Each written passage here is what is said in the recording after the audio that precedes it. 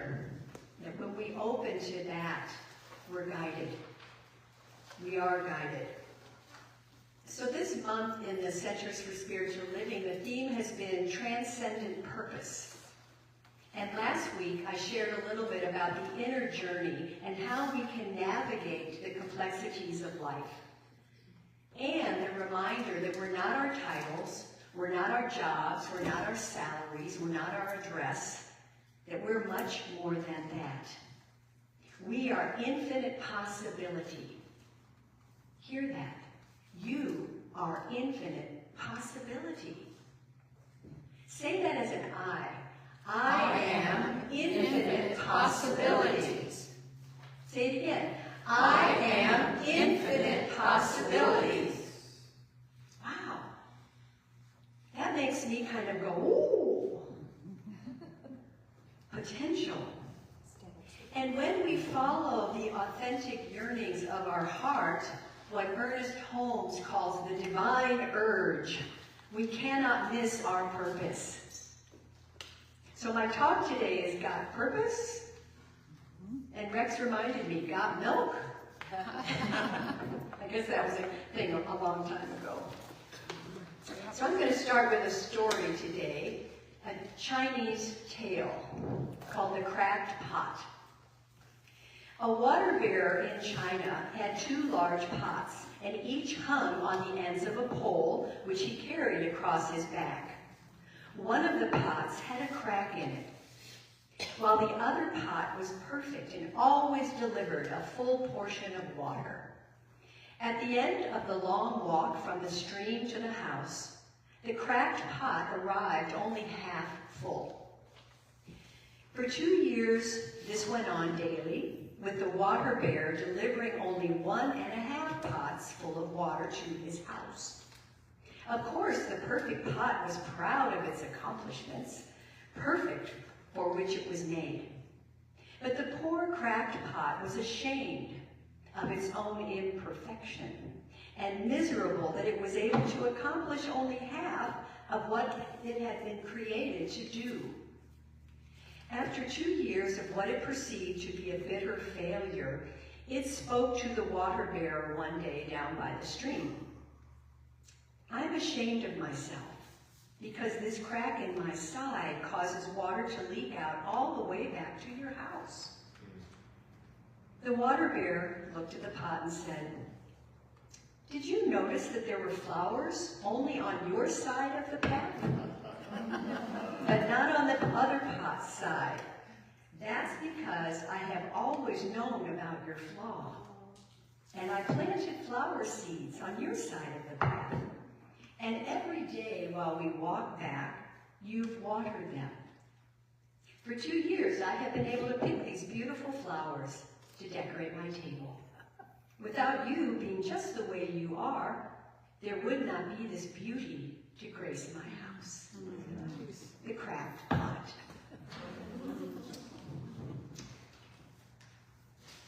Need I say more? So perhaps our purpose is not a great accomplishment, but a small kindness that maybe we don't think much of, that changes the life of someone else.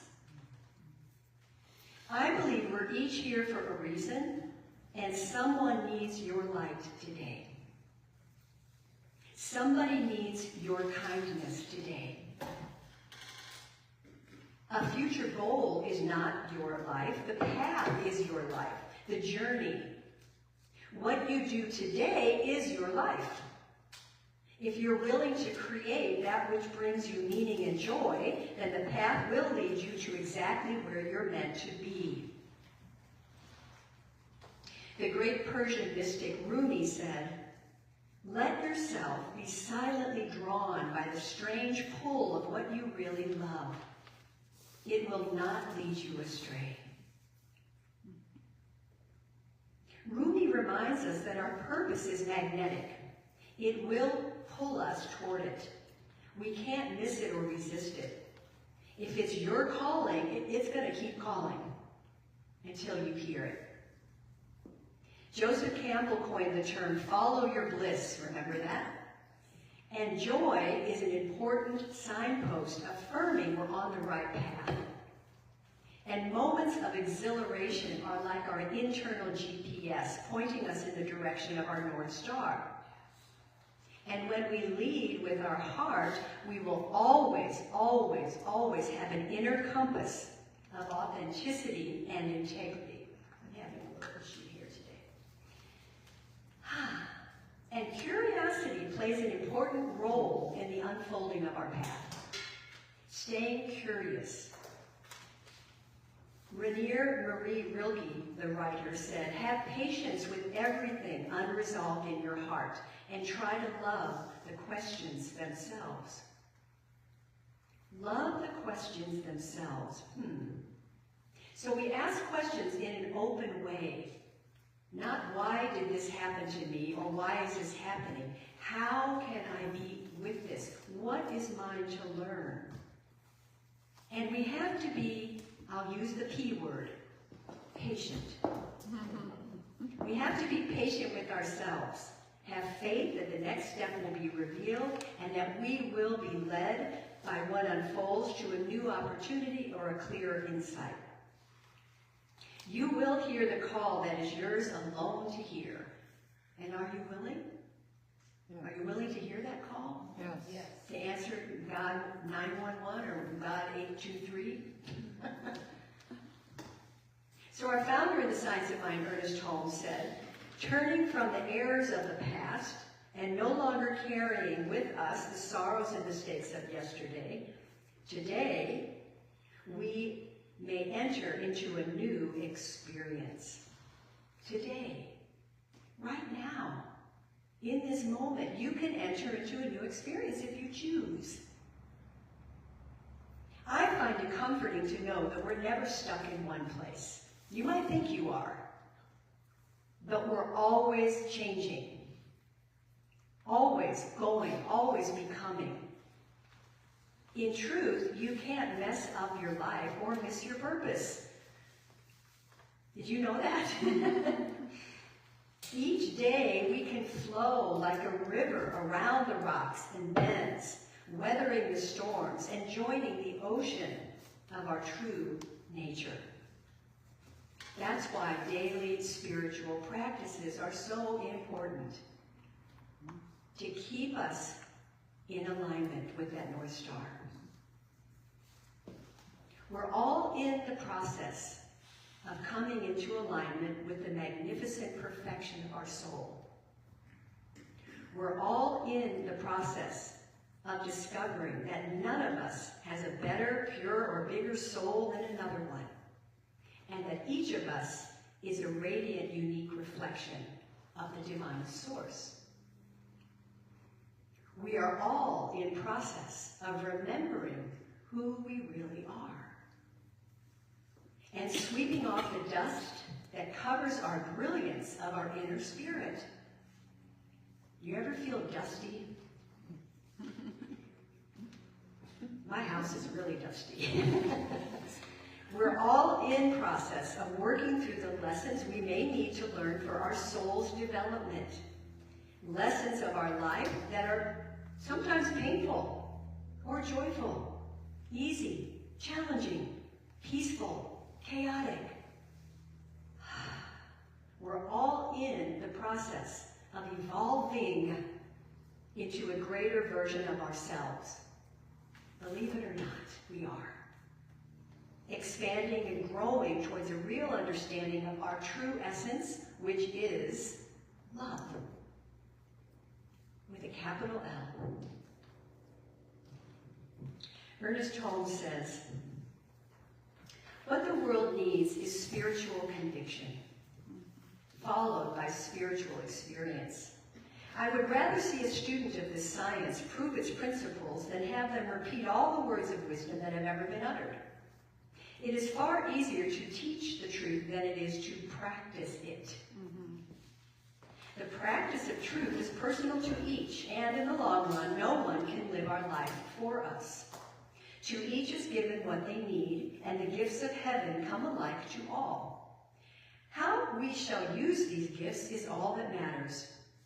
To hold one's thoughts steadfastly to the constructive, to that which endures, and to the truth may not be easy in a rapidly changing world, but to the one who makes the attempt, much is guaranteed. So we have to make the attempt, right? We have to do the practice. Darn, we have to take responsibility. Darn! I want to blame them. Oh yeah, bless our hearts. So right now, each of you is doing the absolute best you can. Did you know that? You're all doing the best you can, and it could even get better. Because your willingness to let go of the old and open to new possibilities will open you to a greater good. So I'm going to lead us into a meditation.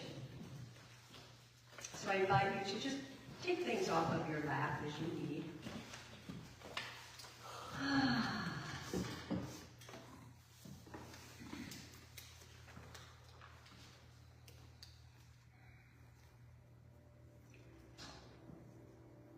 And I invite you to close your eyes and take a breath. And in this meditation, we're going to ask a question to ourselves.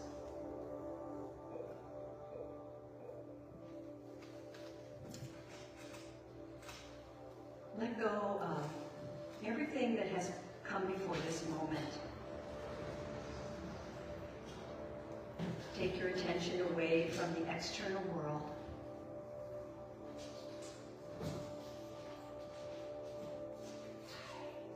And bring yourself present.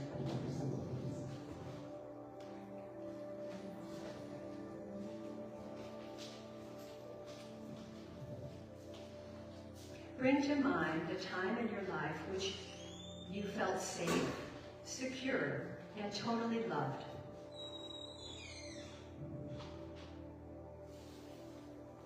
It doesn't matter what age you were, just remember the feeling.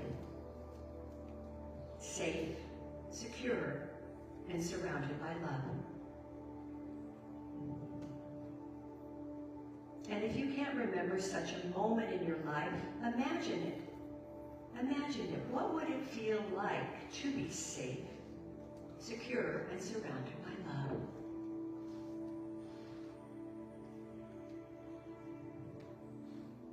The brain doesn't know the difference between your imagination, your memory, or your present moment.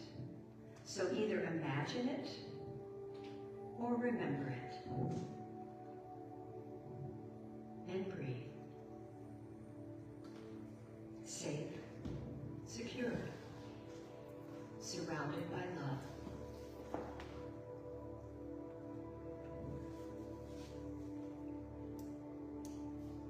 As we're sitting here, ask this question to yourself with gentle curiosity. Who am I?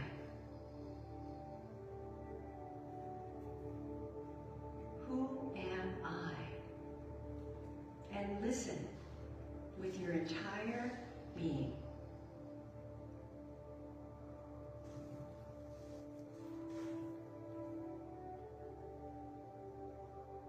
It may initially bring you to all your personality constructs, all the things you think you are. And you begin to see that a lot that bubbles up is temporary. You're not merely a daughter or son of your parents. You're not merely where you were born. You're not merely your occupation. All are temporary identities.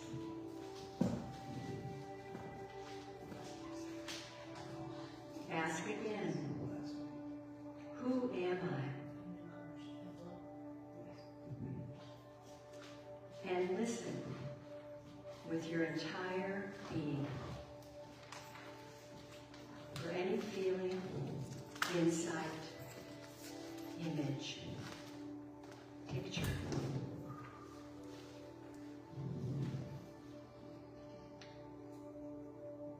And be with that for a moment.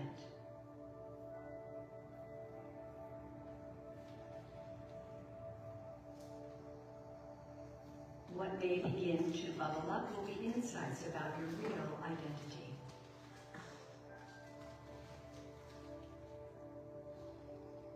Who am I?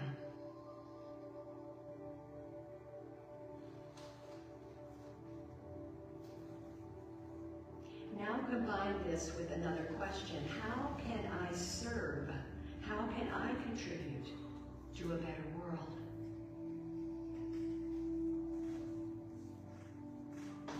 How can I contribute to a better world?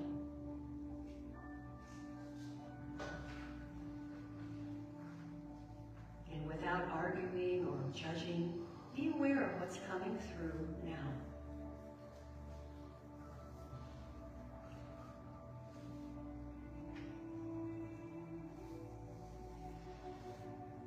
Who am I? How can I contribute?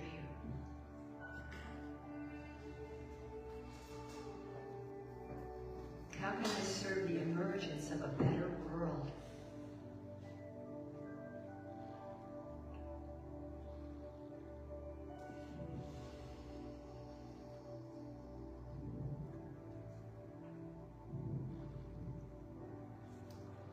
And be aware that you have set something in motion by asking those questions. You may catch versions of that answer coming through you because you asked the question. Be aware that the universal presence by law answers every question you ask. Make sure you're asking questions that empower you. Today you are asking, who am I? Who am I really? And how can I serve a better world? The law will answer. It has already answered. Take a breath.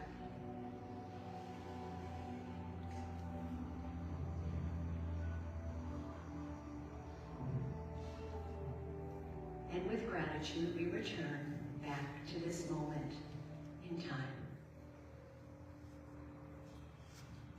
And when you're ready, you can open your eyes and be present.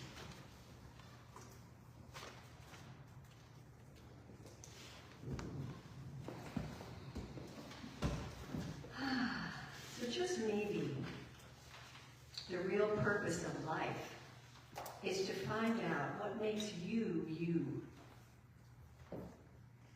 and then to express it. I think I've mentioned in the last couple talks how important it is of how we show up in the world all the time. At the gas station, at the bank, in traffic, on the freeway. That we hold that energy of kindness, love, acceptance, whatever word you want to use.